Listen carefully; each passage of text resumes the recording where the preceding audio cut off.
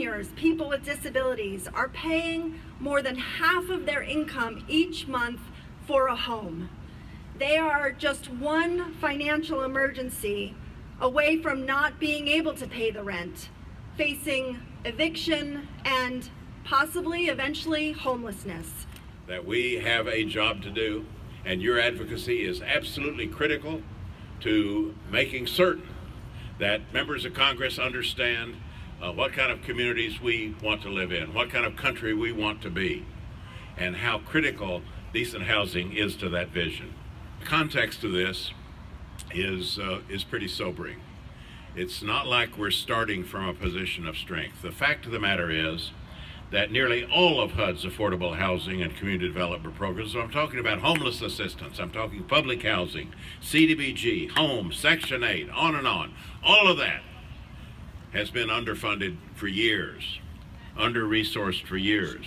And these are programs that serve some of the most vulnerable people in our society, the elderly, the disabled, children, veterans, single parents trying to make ends meet.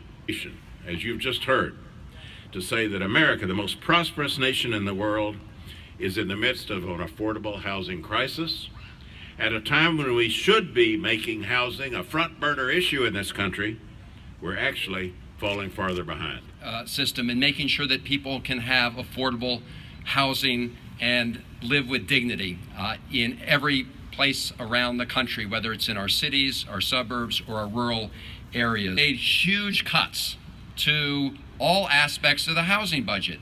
A 17% cut to the housing budget at a time when we know we need to invest more in making sure that people have a place to call home. Because without a home, it is hard to get about with the rest of your life. Without access to a home and a secure place and transit and means to get to and from work, it is really hard to help yourself and your family. So that's why this is so important, and we are fighting back. I want you to know that with your help, people are hearing you, because in the Senate Appropriations Committee, we are going to reject on a bipartisan basis the massive cuts that were proposed by the Trump administration in the budget that we passed. So thank all of you, because the phone calls, the emails, the rallies have made a difference. My name is Emily Martinuik. I'm a CSH Speak Up advocate, and this is what happened to me. I suffer from bipolar disorder for many years. I was never diagnosed, so I self-medicated to alleviate the pain. But it caught up with me. Then the economic crisis of 2008. I lost my business. By 2011, I lost my home. I was facing living on the streets. One afternoon, I found myself standing over the freeway thinking, this would be so easy. But somehow I came to my senses. I climbed back down with a new determination to get help. I took myself to Olive View Hospital, where I was placed on a 72-hour hold. My 72-hour hold turned into a 6-week stay at a county mental institution, hospital, where I spent my 59th birthday. I finally qualified for placement at LA Family Housing. I complied with requirements such as keeping doctor's appointments, picking up medicines, and taking classes. Once I received my permanent base voucher for Section 8, I moved into a brand new studio apartment in Sun Valley, California, where I still live. At the Glen Oaks Apartments where I live, we have supportive services you would not find at the conventional apartment complex. Some of these services include substance abuse programs, healing arts, cooking, gardening, also mental staff, and my doctor and my social worker from the Department of Mental Health come to my apartment complex on monthly and bi-weekly appointments.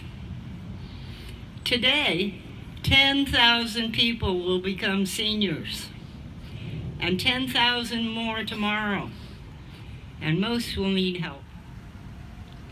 Permanent supportive housing and the funding for such programs enable me to pursue happiness. A contributing member to society. See, I have to pay 1/3 of my income for my rent, which makes it possible for me to shop at Safeway, for me to shop at the mall, for me to use public transportation, for me to get around and do the things that most people do. Without it, I'd be laying on the grass. I'd be hopeless and I'd be helpless. Of Congress. And that's why I went to the House floor yesterday and supported National Housing Week and told the stories. That's why this afternoon I am taking over Twitter and Facebook Live, and I'm going to talk about a better way, because I'm going to talk about why you deserve a home too. And lastly, let me just say, it's more than us just coming here. You heard about the legislation that I sponsored, but I also have a bill on making it a better deal for veterans to have housing. I have a piece of legislation that makes it a better deal for young students who are couch surfing to have a permanent home. So let me just end by saying the two most powerful words I can say to you as advocates, and that's thank you. Keep raising your voices, keep marching and calling and meeting with your members of Congress. There are tens of thousands more of us across the country, and our numbers are ever growing, and we will prevail in the end. Thank you for showing up here today and for everything you do.